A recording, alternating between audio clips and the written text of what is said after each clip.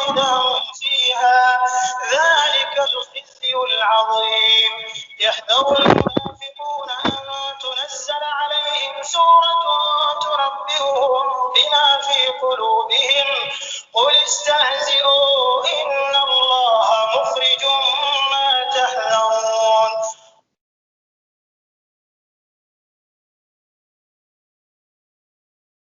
نحمده ونصلي ونسلم على رسوله الكريم اما بعد فاعوذ بالله من الشيطان الرجيم بسم الله الرحمن الرحيم رب اشرح لي صدري ويسر لي امري واحلل عقدة من لساني يفقهوا قولي الم يعلموا انه من يحادد الله ورسوله کیا یہ نہیں جانتے کہ جو بھی اللہ کی اور اس کے رسول صلی اللہ علیہ وآلہ وسلم کی مخالفت کرے گا اس کے لیے یقیناً دوزخ کی آگ ہے جس میں وہ ہمیشہ رہنے والا ہے.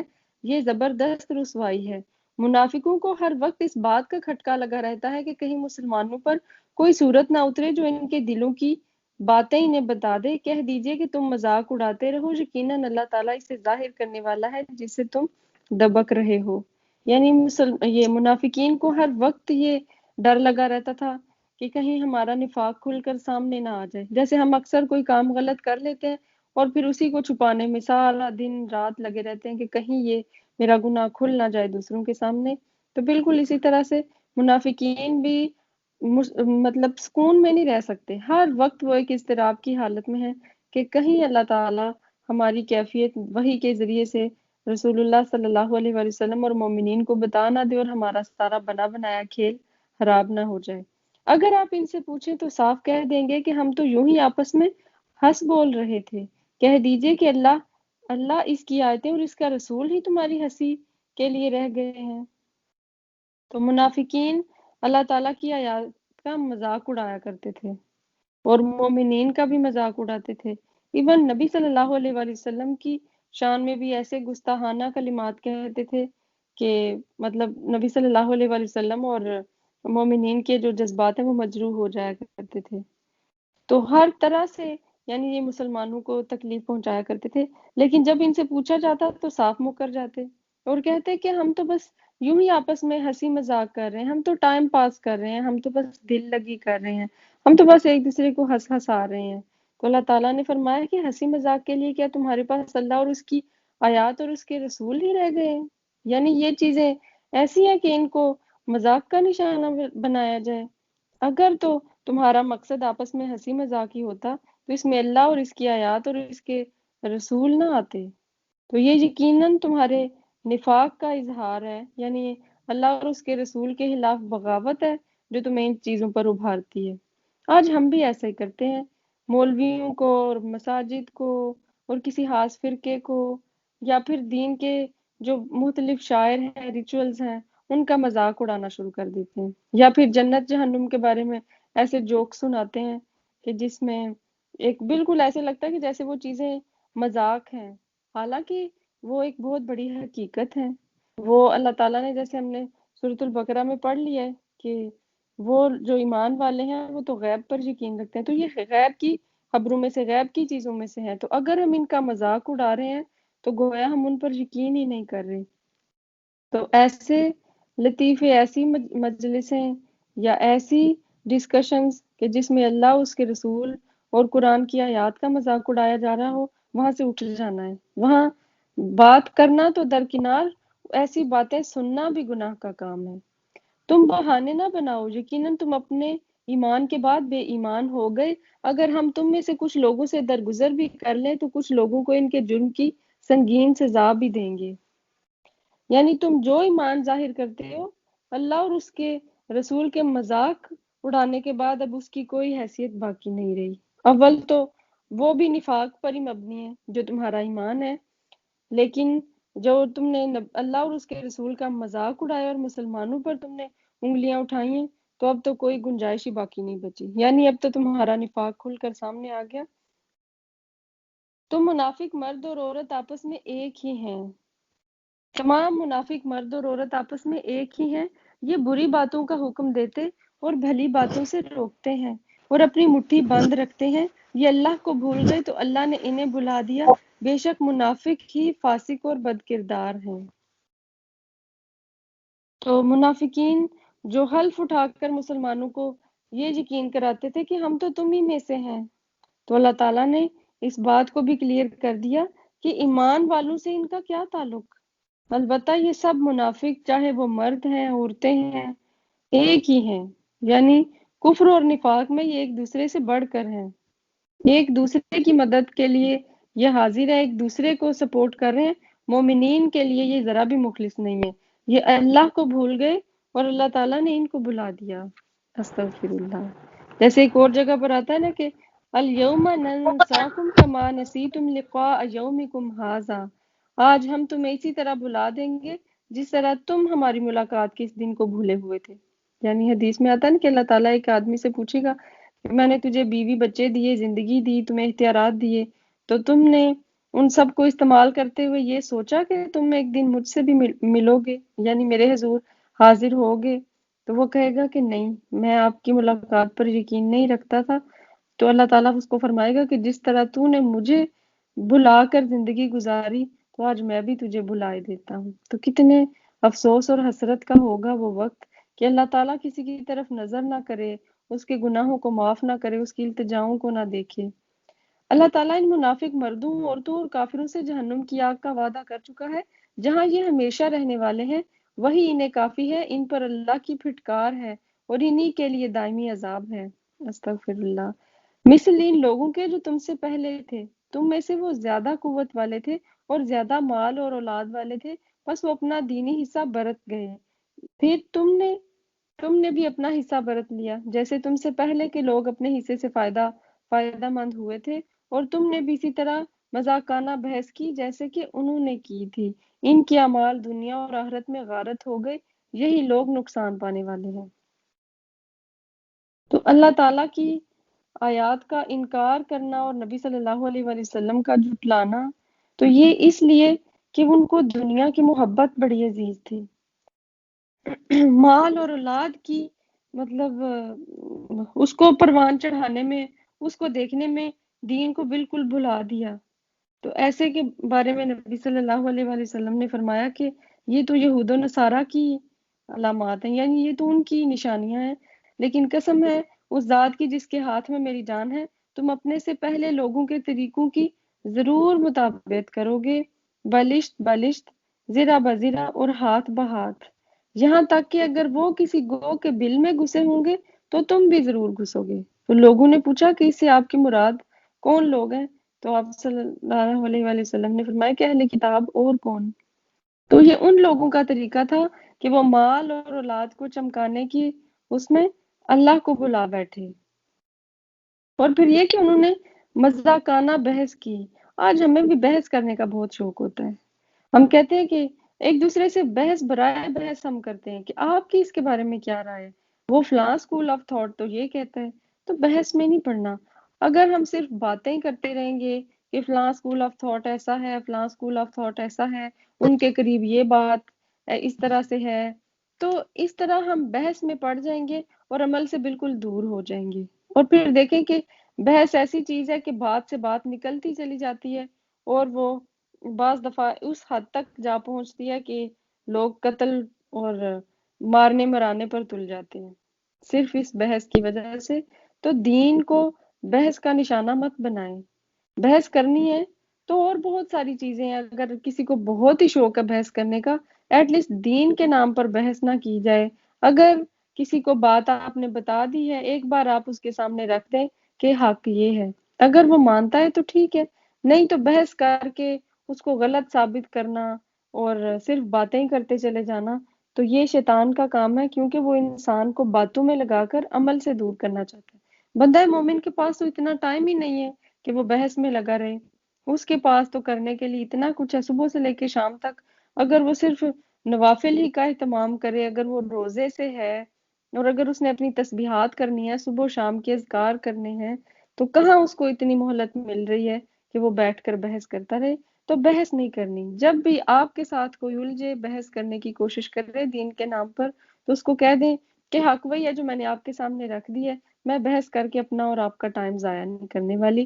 اور دوسری بات یہ کہ یہ یہود و نصارہ کی علامت ہے، یہ تو ان کی صفت ہے، یہ مسلمانوں کا کام نہیں ہے۔ کیا انہیں اپنے سے پہلے لوگوں کی خبریں نہیں پہنچی؟ قوم نوح، عاد، سمود اور قوم ابراہیم، اہل مدین اور اہل مؤتفقات، الٹی ہوئی بستیوں والے رہنے کی، ان کے پاس ان کے پیغمبر دلیلیں لے کر پہنچے۔ اللہ ایسا نہ تھا کہ ان پر ظلم کرے، بلکہ انہوں نے خود ہی اپنی جان پر ظلم کیا تھا۔ تو یہاں ان 6 قوموں کا حوالہ دیا گیا ہے کہ جن کا مسکن شام میں رہا، تو یہ عرب کے قریب کی یعنی ساری بستیاں تھیں۔ تو یعنی ان لوگوں کو، مشرکین مکہ کو اور منافقین کو، اس طرف ان کی توجہ کروائی جا رہی ہے کہ تم قوم نوح کو دیکھ لو کہ جو طوفان میں غرق کر دی گئی تھی، قوم عاد جو کہ اتنے زیادہ پاورفل تھے، اور تمہاری طاقت تو ان کے آگے کچھ بھی نہیں ہے۔ یعنی وہ تو قوت اور طاقت میں بہت زیادہ سپیریئر تھے، لیکن اس کے باوجود ان کو تو اللہ تعالیٰ نے ہوا کے عذاب سے مار کے رکھ دیا۔ قوم سمود کو دیکھ لو کہ جنہوں نے صرف آسمان سے ایسی چیخ، ایسی آواز آئی کہ ان کے دل پھٹ گئے اور وہ سب مر گئے۔ قوم ابراہیم کہ جس کے بادشاہ نمرود کو اللہ تعالیٰ نے مچھر کے ذریعے مروا دیا۔ اسی طرح اصحاب مدین جو حضرت شعیب علیہ السلام کی قوم تھی، جنہیں اللہ تعالیٰ نے زلزلے، چیخ اور بادلوں کے سائے کے عذاب سے ہلاک کر دیا۔ اور اسی طرح اہل مؤتفقات یعنی قوم لوط جن کی بستی کا نام صدوم تھا، تو ان کے اوپر پتھروں کی بارش برسائی گئی۔ تو بتانے کا مقصد یہ ہے کہ اتنی زیادہ اقوام جو تمہارے جیسی تھیں، بلکہ تم سے زیادہ اسٹرانگ تھی، اگر انہوں نے اللہ اور اس کے رسول کا مذاق اڑایا اور ان کی بات نہیں مانی تو ان کو صفحہ ہستی سے مٹا دیا گیا، تو تم کیا چیز ہو؟ یعنی تمہیں ان قوموں سے سبق سیکھنے کی ضرورت ہے۔ مومن مرد اور عورت آپس میں ایک دوسرے کے مددگار اور معاون ہیں اور دوست ہیں۔ وہ بھلائیوں کا حکم دیتے اور برائیوں سے روکتے ہیں، نمازوں کو پابندی سے بجا لاتے ہیں، زکوٰۃ ادا کرتے ہیں، اللہ کی اور اس کے رسول کی بات مانتے ہیں۔ یہی لوگ ہیں جن پر اللہ تعالیٰ بہت جلد رحم فرمائے گا، بے شک اللہ تعالیٰ غلبے والا اور حکمت والا ہے۔ تو پیچھے منافقین کی کریکٹرسٹکس بتائی گئی، اور یہاں پھر اب مومن مرد اور عورتوں کے بارے میں بتایا جا رہا ہے کہ مومن تو ایک دیوار کی طرح ہے۔ حدیث میں آتا ہے نا کہ مومن کے لیے ایک دیوار کی طرح ہے کہ جس کی ایک اینٹ دوسری اینٹ کی مضبوطی کا ذریعہ ہے۔ اور دوسری حدیث میں فرمایا کہ مومنوں کی مثال آپس میں ایک دوسرے کے ساتھ محبت کرنے اور رحم کرنے میں ایک جسم کی طرح ہے کہ جب جسم کے کسی ایک اعضاء کو تکلیف ہوتی ہے تو سارا جسم بخار کا شکار ہو جاتا ہے اور جاگتا رہتا ہے۔ تو یعنی جو مومنین ہیں ان کی یہ بڑی خوبصورت صفات ہیں کہ وہ اچھے کاموں میں، نیک کاموں میں ایک دوسرے کا ساتھ دیتے ہیں، ایک دوسرے کو نیکی کی طرف انکریج کرتے ہیں اور برائی سے روکتے ہیں۔ اور پھر یہ کہ نماز کا وہ اہتمام کرتے ہیں۔ نماز اللہ تعالیٰ کا سب سے بڑا حق ہے، یعنی اس کی عبادت کا، اس کو ادا کرتے ہیں۔ اسی طرح حقوق العباد میں زکوٰۃ آ جاتی ہے، وہ زکوٰۃ کا اہتمام کرتے ہیں۔ ان ایماندار مردوں اور عورتوں سے اللہ نے ان جنتوں کا وعدہ فرمایا ہے جن کے نیچے نہریں بہہ رہی ہیں، جہاں وہ ہمیشہ ہمیشہ رہیں گے، اور ان صاف ستھرے پاکیزہ محلات کا جو ان ہمیشگی والی جنتوں میں ہیں۔ اور اللہ کی رضامندی سب سے بڑی چیز ہے، یہی زبردست کامیابی ہے۔ تو حدیث میں آتا ہے کہ جنت کی تمام نعمتوں کے بعد اہل جنت کو سب سے بڑی نعمت اللہ تعالیٰ کی رضا کی صورت میں ملے گی۔ ہم چاہتے ہیں کہ ہم جس سے محبت کرتے ہیں وہ ہمیشہ ہم سے راضی رہے۔ تو جب اللہ تعالیٰ ایک بار راضی ہو جائے گا جنت والوں سے، تو پھر کبھی ناراض نہ ہوگا، کبھی ان سے غصہ نہ کرے گا، کبھی ان پر اپنا غضب نہ بھیجے گا۔ تو یہ سب نعمتوں سے زیادہ امپورٹنٹ اور ساری نعمتوں سے بڑی نعمت ہے۔ اے نبی صلی اللہ علیہ وآلہ وسلم، کافروں اور منافقوں سے جہاد جاری رکھو اور ان پر سخت ہو جاؤ، ان کی اصلی جگہ دوزخ ہے جو نہایت بری جگہ ہے۔ استغفر اللہ۔ تو اس آیت میں نبی کریم صلی اللہ علیہ وآلہ وسلم کو کفار اور منافقین سے جہاد اور ان پر سختی کرنے کا حکم دیا جا رہا ہے۔ نبی صلی اللہ علیہ وآلہ وسلم کے بعد اب مخاطب جو ہے وہ امت ہے کہ کافروں کے ساتھ، منافقین سے بھی یعنی جہاد کرو، اور کافروں کے ساتھ بھی اب سختی سے پیش آؤ۔ یعنی دیکھیں کفار کے ساتھ تو جنگ کی سمجھ آتی ہے، تو منافقین کے ساتھ سختی بھی کس طرح کہ ان کے اخلاقی جرائم ان کے سامنے رکھے جائیں کہ یہ تم لوگ غلط کر رہے ہو، اور بار بار ان کو سمجھایا جائے تاکہ وہ اپنے اعمال کو درست کر لیں۔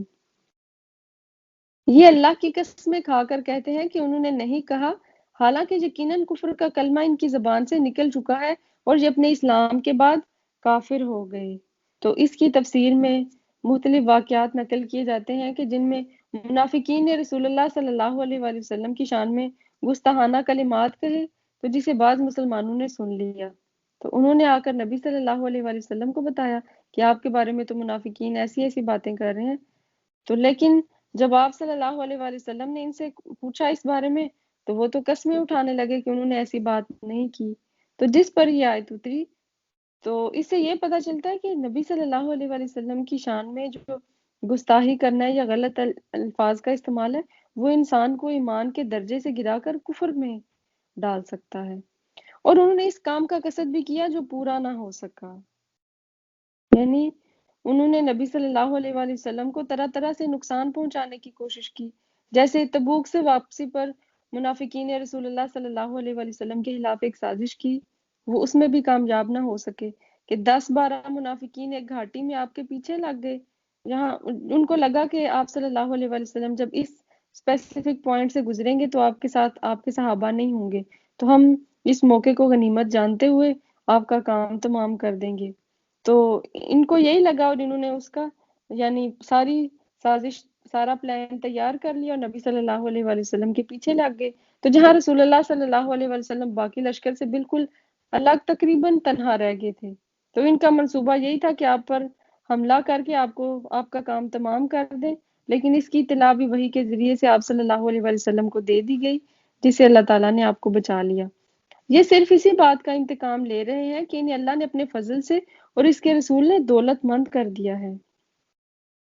تو مسلمانوں کی ہجرت کے بعد مدینہ کیونکہ وہ ایک سینٹرل پوائنٹ بن گیا تھا، تو وہاں بہت زیادہ ٹریڈ اور بزنس چلنے لگا، اور جو وہاں لوگوں کے کام تھے یعنی وہ سب فلرش کر گئے، ان کو خوب تجارت میں اور کاروبار میں فائدہ ہوا۔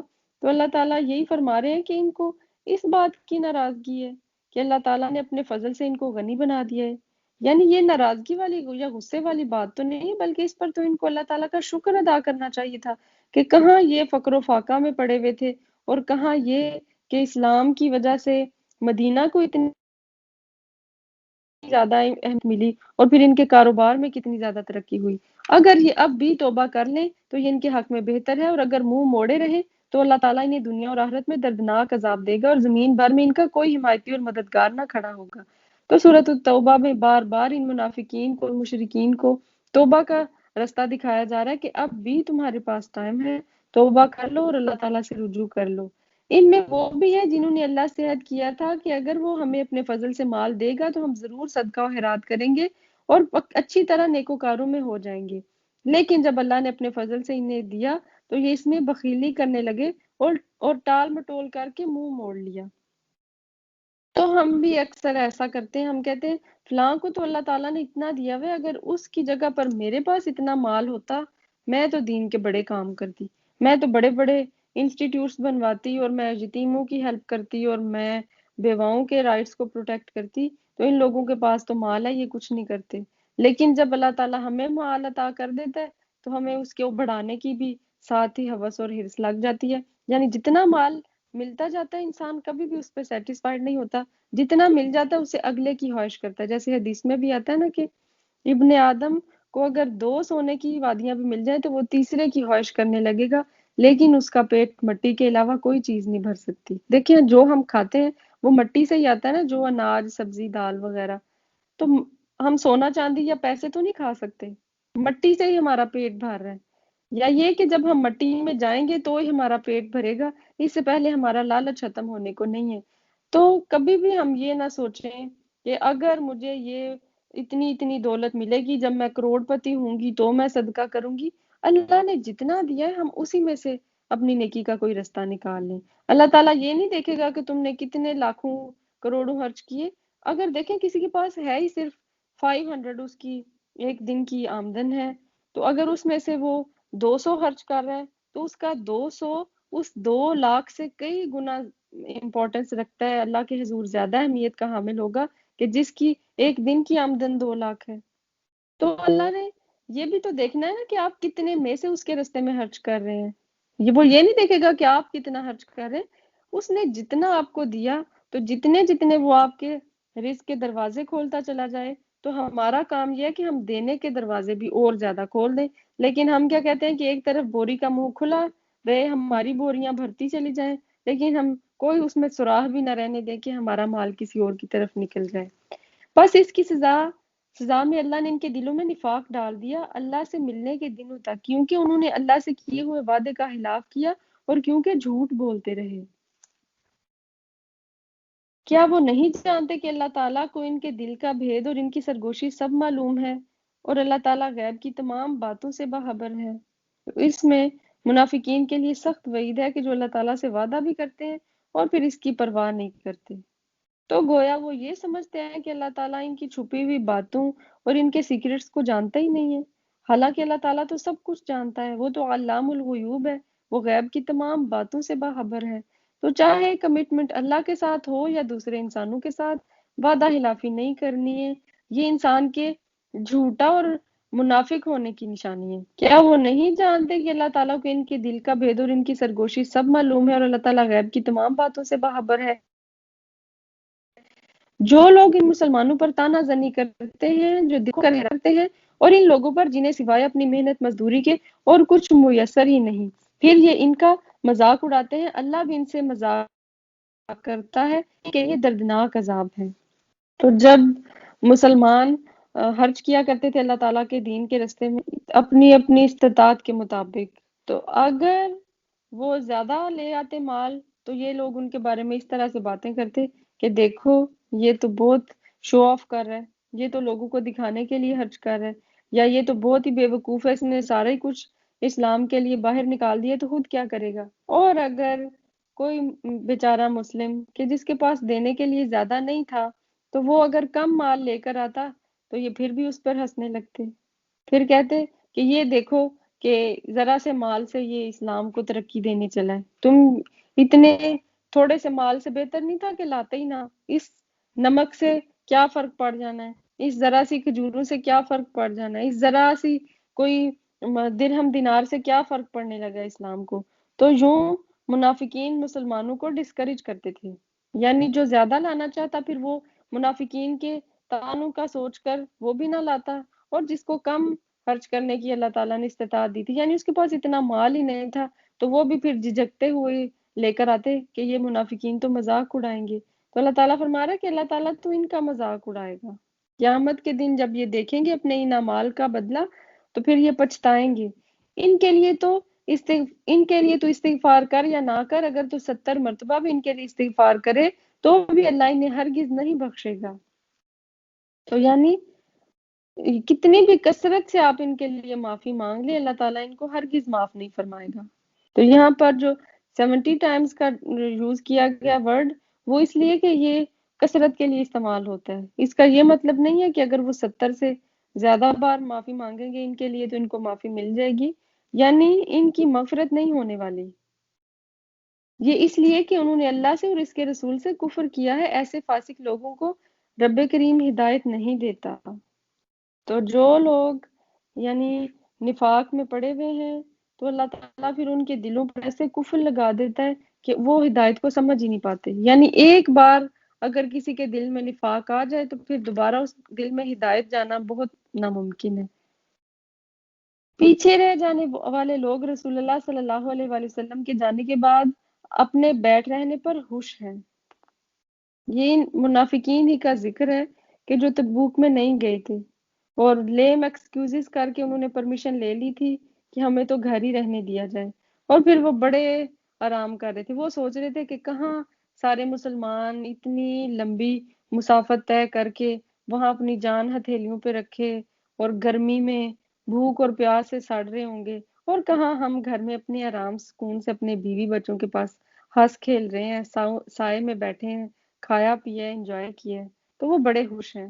انہوں نے اللہ کی راہ میں اپنے مال اور اپنی جانوں سے جہاد کرنا ناپسند رکھا، اور انہوں نے کہہ دیا کہ اس گرمی میں مت نکلو، کہہ دیجئے کہ دوزخ کی آگ بہت ہی سخت گرم ہے، کاش کہ وہ سمجھتے ہوتے۔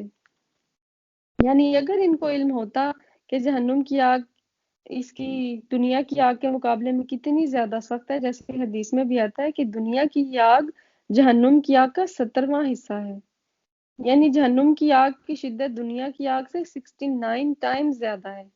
تو یہ دنیا کی گرمی سے ڈر گئے ہیں۔ ہم بھی اکثر ایسا کرتے ہیں، ہم کہتے ہیں کہ رمضان بہت گرمی میں آ رہا ہے، اب چھوٹے بچوں کو کیا روزے رکھوائیں، بیچارہ بچہ سارا دن پیاس میں ایسے بھی لگتا رہے گا، ایسے کرتا رہے گا۔ یا میں اگر کوئی جاب کر رہی ہوں تو میں یہ سوچوں کہ اب اتنی سخت گرمی میں جاب پہ بھی جانا ہے اور روزہ رکھ لوں تو یہ تو بہت گرمی ہے، کہاں روزے رکھنے ہوتے ہیں۔ یا پھر ہم کہیں کہ اتنی گرمی میں اب ہم ایسا لباس پہنے کہ جو فل بازو ہوں اور مکمل طور پہ ہمیں ڈھانکے، تو یہ کہاں اتنی گرمی میں پہنے جاتے ہیں۔ گرمی میں تو آپ شارٹ سلیوز بھی سٹچ کروا لیں، کوئی بات نہیں، گھر ہی تو رہ رہے ہیں۔ تو اس طرح کی تعویلیں اور اس طرح کے بہانے مت گھڑیں۔ یہ سوچیں کہ آج دنیا کی گرمی تو برداشت کر لیں گے، آخرت کی گرمی کیسے برداشت کریں گے، وہ تو اتنی زیادہ سخت ہے۔ بس انہیں چاہیے کہ بہت کم ہنسیں اور بہت زیادہ روئیں، بدلے میں اس کے جو یہ کرتے ہیں۔ تو اگر ہم اپنے اعمال کو دیکھیں تو پھر اپنے اعمال کا انجام بھی سوچیں تو ہمیں رونا زیادہ آئے اور ہمیں ہنسی نہ آئے کہ ہمارے آگے تو بڑی مشکلیں پڑی ہیں۔ ابھی تو ہم نے اللہ کے حضور اپنی جان دینی ہے، وہ اتنا مشکل کٹھن مرحلہ ہے۔ پھر ہم نے برزخ کی زندگی جو قبر کی زندگی ہے وہ گزارنی، پھر حساب کتاب دینا ہے، اللہ کے حضور کھڑے ہونا ہے، پل صراط سے گزرنا ہے۔ تو اگر اللہ تعالیٰ ہم سے حساب لینے پہ آ گیا تو ہم کیا اس کو پیش کریں گے؟ کون سا وہ عمل ہے کہ جو اس کے سامنے رکھ کر اپنی معافی کی درخواست کریں گے؟ لیکن اس کے باوجود ہم صبح کرتے ہیں، شام کرتے ہیں، انجوائے کرتے ہیں، خوب کھایا پیا، اچھے اچھے ڈریسز پہنے اور کامیڈی شو دیکھے، جوکس ایک دوسرے کو سینڈ کیے، کسی ایونٹ میں گئے، وہاں بس کھیل تماشا کیا، دیکھا تماشا اور واپس آ گئے۔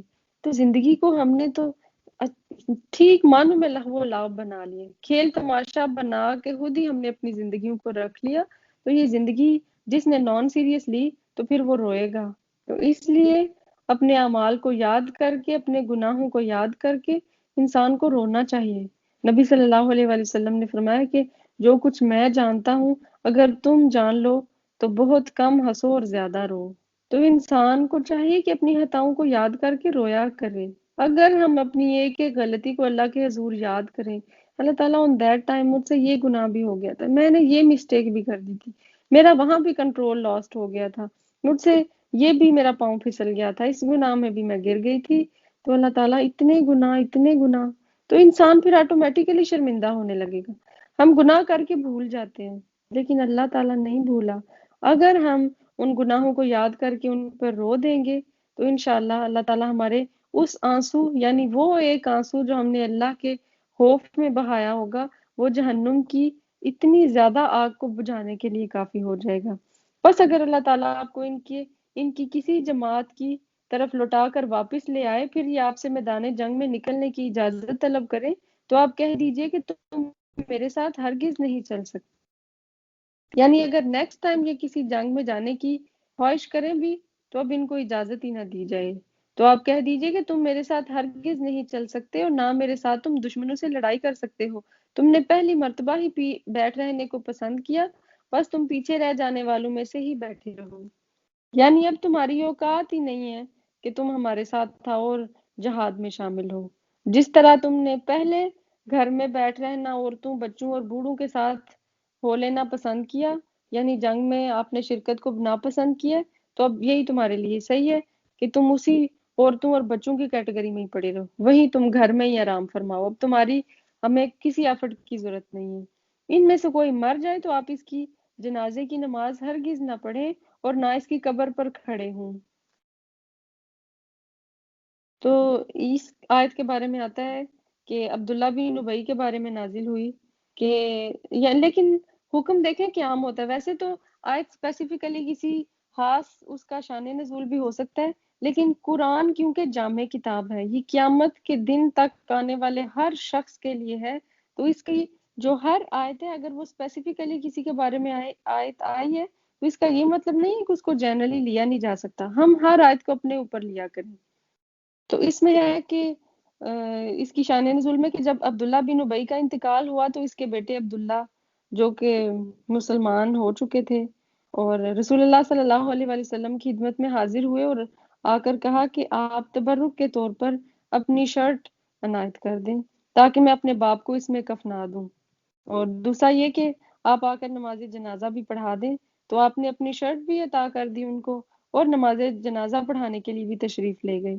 تو حضرت عمر نے آپ صلی اللہ علیہ وآلہ وسلم سے کہا کہ اللہ تعالیٰ نے تو آپ کو ایسے لوگوں کی نماز جنازہ پڑھانے سے روکا ہے، آپ کیوں اس کے حق میں دعائیں مغفرت کرتے ہیں؟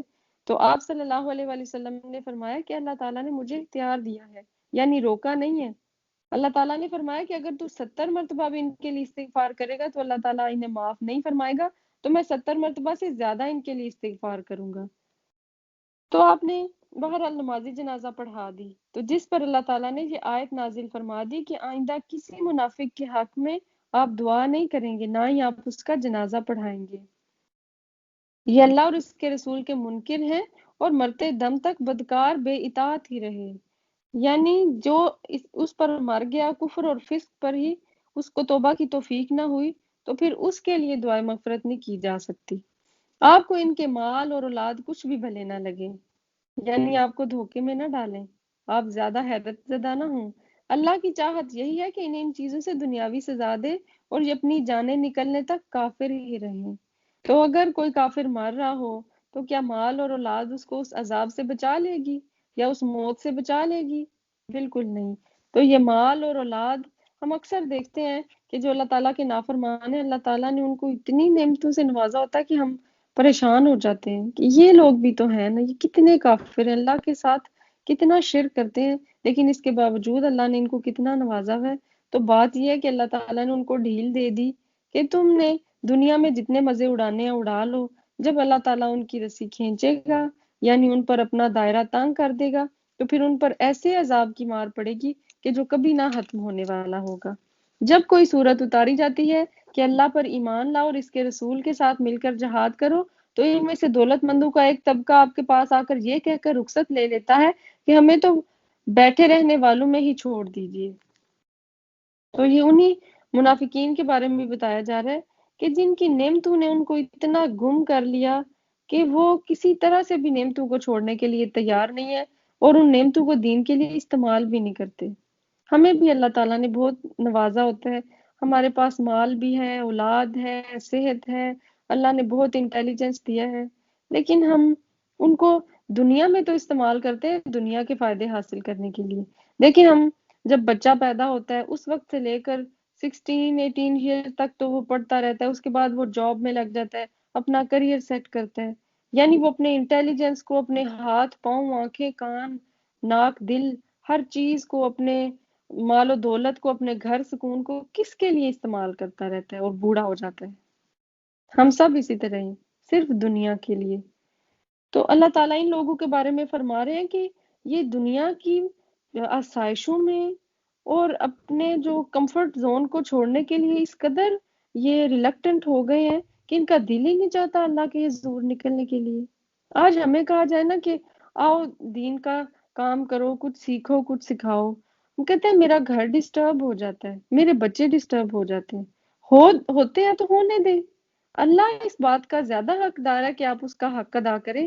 ہاں بالکل، آپ کے اوپر آپ کے ہسبینڈ کا بھی حق ہے، آپ کے پیرنٹس کا، آپ کے بچوں کا، لیکن ان چیزوں کی محبت اگر ہمیں اللہ کی محبت سے پیچھے رکھ رہی ہے، ہمارے پاؤں کی زنجیر بنی ہوئی ہے، ہم دین کا کام نہیں کر سکتے جی، ہمارے بچے ڈسٹرب ہوں گے، ہمارے ہسبینڈ کو گرم کھانا نہیں ملے گا، ہمارے بچوں کو ٹائم پر صفائی ہوئی نہیں ملے گی، تو تھوڑا بہت کمپرومائز تو کرنا پڑے گا، تھوڑی سی مینجمنٹ آگے پیچھے تو کرنی پڑے گی۔ ایسا نہیں ہو سکتا کہ آپ دین کا کام بھی اسی طرح سے کرتے رہو اور آپ کا گھر بھی چلے۔ اکثر ایسا ہوتا ہے کہ اگر آپ فار ایگزامپل آپ اب کلاس اٹینڈ کر رہی ہیں، تو ہو سکتا ہے آپ نے اپنے بہت سارے کام پینڈنگ کر دیے ہوں، یا آپ صبح جلدی اٹھی ہوں گی، یا رات کو آپ لیٹ سوئیں گی کہ آپ کے یہ 1.5 گھنٹہ جو ہے وہ کلاس میں گزر گیا۔ تو کچھ نہ کچھ وقت ہم اللہ تعالیٰ کی ذات کے لیے ضرور اسپیئر کریں۔ تو ذی نعمت جو ہے، جو صاحب حیثیت ہے، جو مالدار طبقہ ہے، جو ایلیٹ کلاس ہے، وہ نعمتوں میں ہی گم ہو کر نہ رہ جائے۔ یہ نعمتیں ہی ان کو برباد کرنے کا باعث بن سکتی ہیں۔ یہ تو خانہ نشین عورتوں کے ساتھ رہنے پر ریجھ گئے اور ان کے دلوں پر مہر لگا دی گئی، اب وہ کچھ سمجھ سے یعنی کام ہی نہیں لیتے، اب وہ بالکل سمجھنے بوجھنے کے قابل نہیں رہے، اب ان کے دلوں پر اللہ تعالیٰ نے مہر لگا دی ہے۔ یہ اس لیے کہ انہوں نے کانسٹنٹلی گناہ کیے، اور گناہ کرتے کرتے ان کا دل اتنا سیاہ ہو گیا، کیونکہ حدیث میں آتا ہے کہ جب انسان ایک گناہ کرتا ہے تو اس کے دل پر چھوٹا سا ایک سیاہ نقطہ، ایک دبا لگ جاتا ہے. اگر وہ توبہ نہ کرے تو وہ دبا بڑھتا بڑھتا پورے دل کو کالا کر دیتا ہے. جیسے کوئی آپ چیز دیکھیں، کوئی لوہا کافی عرصے تک بارش میں پڑا رہے، کسی ایسے انوائرمنٹ میں پڑا رہے، کچھ عرصہ بعد آپ دیکھیں گے تو وہ تو بالکل کھایا گیا ہے زنگ سے. آپ کہتے ہیں اب یہ استعمال کے قابل نہیں رہا، اب اس کا کوئی فائدہ نہیں ہے، اس کو پھینک دو. تو اگر ہم مسلسل گناہ کرتے رہیں اور توبہ سے اپنے دلوں کے زنگ کو دور نہ کریں تو پھر ہمارا دل بالکل اس لگے ہوئے تالے کی طرح یا اس کھائے ہوئے زنگ زدہ لوہے کے ٹکڑے کی طرح ہو جائے گا کہ جس کو اٹھا باہر پھینکا جائے گا. لیکن خود رسول اللہ صلی اللہ علیہ وآلہ وسلم اور اس کے ساتھ کے ایمان والے اپنے مالوں اور جانوں سے جہاد کرتے ہیں. یہی لوگ بھلائیوں والے ہیں اور یہی لوگ کامیابی حاصل کرنے والے ہیں. مومن تو اس بات کے انتظار میں رہتے ہیں کہ کب مجھے کوئی موقع ملے کہ اللہ تعالیٰ مجھے بھی کوئی دین کا کام کرنے کا موقع دے، کوئی نیکی میرے نصیب میں بھی آ جائے. میں بھی اس قابل ہوں کہ میں صدقہ کروں، میں بھی اس قابل ہوں کہ کسی کو کوئی بات بتا سکوں، میں بھی اس قابل ہو جاؤں کہ میں کسی کو دین سکھا سکوں. وہ تو اس چیز کی تلاش میں رہتے ہیں. انہی کے لیے اللہ نے وہ جنتیں تیار کی ہیں جن کے نیچے نہریں جاری ہیں، جن میں یہ ہمیشہ رہنے والے ہیں. یہ بہت بڑی کامیابی ہے. تو ایک طرف منافقین کا ذکر کیا گیا اور پھر اس کے برعکس ایمان والوں کا بتایا گیا رد عمل، ان کا ریاکشن بتایا گیا اللہ تعالیٰ کی آیات پر کہ وہ تو بڑھ بڑھ کر اپنی جانیں اور مال اللہ کے حضور پیش کرتے ہیں، جہاد کرتے ہیں، اور کوئی نیکی کا موقع وہ ہاتھ سے جانے نہیں دیتے. بادیہ نشینوں میں سے عذر والے لوگ حاضر ہوئے کہ انہیں رخصت دے دی جائے، اور بیٹھ رہے جنہوں نے اللہ سے اور اس کے رسول سے جھوٹی باتیں بنائی. اب تو ان میں جتنے کفار ہیں انہیں دکھ دینے والی مار پہنچ کر رہے گی. تو یہ جو شہر سے دور رہنے والے عرابی یعنی دیہاتی ہیں، ان کے بارے میں ہے کہ انہوں نے بھی لیم ایکسکیوزز کر کے نبی صلی اللہ علیہ وآلہ وسلم سے جہاد سے پیچھے رہنے کی پرمیشن لے لی. ضعیفوں پر اور بیماروں پر اور ان پر جن کے پاس خرچ کرنے کو کچھ بھی نہیں کوئی حرج نہیں، بشرط یہ کہ وہ اللہ اور اس کے رسول کی خیر خواہی کرتے رہیں. یعنی اگر کسی کے پاس کچھ ہے ہی نہیں، واقعی کوئی معذور ہے، کوئی ضعیف ہے، ناتواں ہے، بوڑھا ہے، نابینا، لنگڑا، معذور، کوئی کسی قسم کی اب نارمیلٹی ہے، یا کسی کے پاس اتنا مال ہی نہیں ہے کہ وہ اللہ کے حضور میں خرچ کرے، تو اگر وہ نہیں بھی کر رہا، جہاد میں نہیں جا رہے ایسے نابینا اور ایسے لوگ، تو کوئی حرج نہیں. لیکن بشرط یہ کہ یہ الفاظ بہت امپورٹنٹ ہے، بشرط یہ کہ وہ اللہ اور اس کے رسول کی خیر خواہی کرتے رہیں. ان کے دل میں تڑپ تو ہو، وہ کرنا تو چاہتے ہوں، لیکن کوئی اوتھینٹک ریزن پیش آ جائے تو اور بات ہے. ہم اکثر شکر کرتے ہیں کہ رمضان ہے تو ہم بیمار ہو گئے، یا پھر کچھ ایسا نیکی کا موقع، فار ایگزامپل کسی کی خدمت کرنے کا ٹائم آیا تو ہم کہتے ہیں کہ شکر ہے کہ وہ فلاں تو ہے ہی مجھ سے دور، کہیں مجھے اس کی خدمت ہی نہیں کرنی پڑ گئی، مجھے اس کا ساتھ ہی دینا نہیں پڑ گیا، یا مجھے فلاں نیکی کا کام ہی نہیں کرنا پڑ گیا، میری تو جان ہی چھوٹی، میں تو ہوں ہی دور، میں تو خود ایسی کنڈیشن میں ہوں کہ میں اس کی ہیلپ نہیں کر سکتی. تو اس پر آپ کو اجر نہیں ملے گا. اجر تب ملے گا کہ جب انسان کرنا تو چاہتا ہو، اس کے دل کا ارادہ ہو، اس کے اندر تڑپ موجود ہو، لیکن کسی وجہ سے وہ کر نہ سکے، تب اس کو اس چیز کا اجر ملے گا. اگر آپ کی نیت ہی ایسی ہے تو انما الاعمال بالنیات، اعمال کا دار و مدار تو نیت پر ہے. جس نے جس چیز کی نیت کی اس کو اس کا اجر مل گیا. اگر آپ نے جہاد پہ جانے کی، یا دین کا کوئی کام کرنے کی، کوئی کلاس اٹینڈ کرنے کی، کوئی صدقہ نیکی کرنے کی نیت کر رکھی تھی، آپ کی نیت سچی تھی، تو آپ نے جب ارادہ کیا تو آپ کو ایک نیکی اسی وقت مل گئی تھی. ہو سکتا ہے کہ کسی وجہ سے آپ وہ نیکی نہ بھی کر سکے ہوں، لیکن جو خلوص کا اجر ہے، وہ جو آپ نے پختہ ارادہ کیا تھا، اس کا فائدہ تو بہرحال آپ کو ضرور ملے گا. وہ آپ کا نامہ مال بھر دے گا نیکیوں سے انشاءاللہ.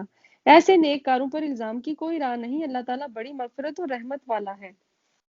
ہاں، ان پر بھی کوئی حرج نہیں جو آپ کے پاس آتے ہیں کہ آپ انہیں سواری مہیا کر دیں، تو آپ جواب دیتے ہیں کہ میں تو تمہاری سواری کے لیے کچھ بھی نہیں پاتا، تو وہ رنج و غم سے اپنی آنکھوں سے آنسو بہاتے ہوئے لوٹ جاتے ہیں کہ انہیں خرچ کرنے کے لیے کچھ بھی میسر نہیں. بہت سارے لوگ ترستے رہتے ہیں، کاش میں اللہ کے گھر جاؤں، کاش مجھے بھی نصیب ہو کہ میں عمرہ کروں، میں جا کر حج کروں، میں جا کر یعنی اس کا حجر اسود کا استلام کروں میں وہاں جا کر، یعنی ایک ایک چیز کو وہ مس کرتے ہیں کہ کاش مجھے یہ موقع ملے. تو ان کو ان کا اجر مل گیا ان کی نیت کی وجہ سے. تو یہاں پر ایسے ہی مسلمانوں کا ذکر کیا جا رہا ہے کہ جن کے پاس سواریاں نہیں تھیں، اور نبی صلی اللہ علیہ وآلہ وسلم کے پاس وہ سواریاں لینے کے لیے آئے بھی تھے، لیکن نبی صلی اللہ علیہ وآلہ وسلم نے ان کو سواری پیش کرنے سے جب معذرت کر لی تو انہیں اس قدر شوق لگا کہ بے اختیار ان کی آنکھوں سے آنسو نکل پڑے.